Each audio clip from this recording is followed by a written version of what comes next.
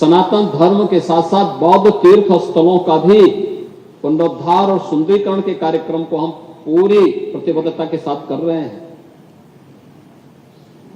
भारत के प्रति सम्मान का भाव रखने वाले और भारत की सनातन परंपरा में प्रत्यक्ष और अप्रत्यक्ष भूमिका रखने वाले सभी पंथ और संप्रदायों को पूरा सम्मान करते हैं। बौद्ध हो, जैन हो, सिख हो, ये डबल इंजन की ही सरकार है कि 26 दिसंबर की तिथि ये डबल इंजन सरकार ने, प्रधानमंत्री मोदी जी ने 26 दिसंबर की तिथि वीर बाल दिवस के रूप में घोषित की है। गुरु गोविंद सिंह जी महाराज के 4 पुत्रों की शहादत के प्रति सम्मान का भाव। और पहली बार हुआ है जब गुरुवाणी का पाठ मुख्यमंत्री आवास पर निरंतर हो रहा है, ये पहली बार हो रहा है। तो भगवान बुद्ध के प्रति भी हमारे मन में अताश श्रद्धा है, सम्मान का भाव है। जैन तीर्थंकरों के प्रति भी हमारे मन में वही श्रद्धा और सम्मान का भाव है। सिख परंपरा के प्रति भी वही श्रद्धा और सम्मान का भाव है। कबीरपंथी हो, रविदासी परंपरा हो, महर्षि वाल्मीकि की परंपरा हो, या भारत के अंदर जन्मी हुई हर उस उपासना विधि का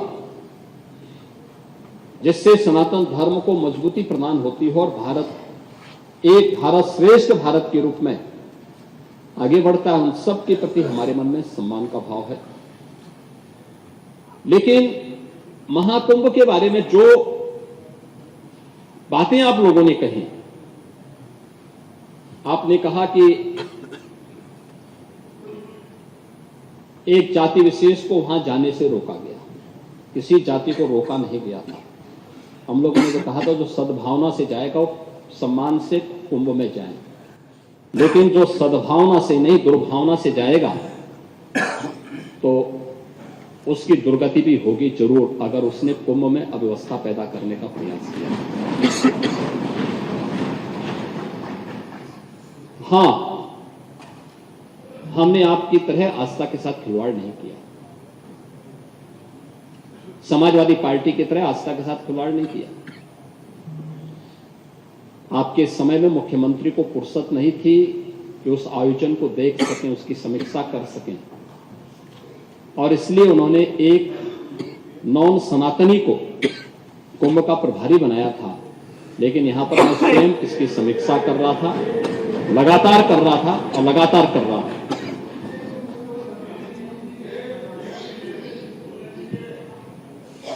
यही कारण है कि 2013 के कुंभ में जो भी गया उससे अव्यवस्था दिखाई दी, भ्रष्टाचार दिखाई दिया,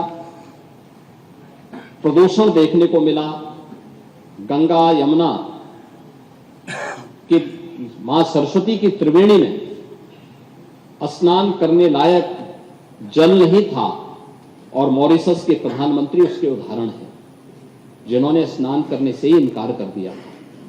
लेकिन इस बार देश और दुनिया का कोई ऐसा व्यक्ति नहीं था जो न आया हो, और लगातार आ रहे हैं। महामहिम राष्ट्रपति जी भी आए, आदरणीय प्रधानमंत्री जी आए, आदरणीय उपराष्ट्रपति जी आए, भूटान के नरेश भी आए, दुनिया के तमाम अन्य देशों से जुड़े हुए यानी 74 देशों के हेड ऑफ मिशंस भी वहां आए। इन सब ने उस आयोजन में भागीदार बनकर के इस आयोजन को सफल बनाया, और पहली बार उत्तर, दक्षिण, पूरब, पश्चिम सभी ने उस आयोजन का हिस्सा बनकर के 74 देशों के लोग जिस आयोजन में भागीदार बन रहे हो, कई देशों के मंत्री जिस आयोजन में हिस्सा बन रहे हो, क्या वो वैश्विक आयोजन नहीं है? क्या वो वैश्विक आयोजन नहीं है? वैश्विक आयोजन का मतलब क्या? दुनिया आए, देखे, और जो आ रहा है अद्भुत होकर के जा रहा है। आपने तो अमृत स्नान के दिन मीडिया, विभिन्न मीडिया चैनल के द्वारा जो लाइव दिखाया जा रहा था, उसमें विदेशी जो पर्यटक आए थे जिन्होंने कुंभ को साक्षात देखने का अनुभव किया, उनकी बातों को भी सुना होगा। कितने प्रफुल्लित थे। आयोजन सनातन धर्मावलंबियों का लेकिन खुशी उनको हो रही थी कि ऐसा आयोजन पहली बार हुआ और दुनिया के अंदर कहीं भी ऐसा आयोजन नहीं है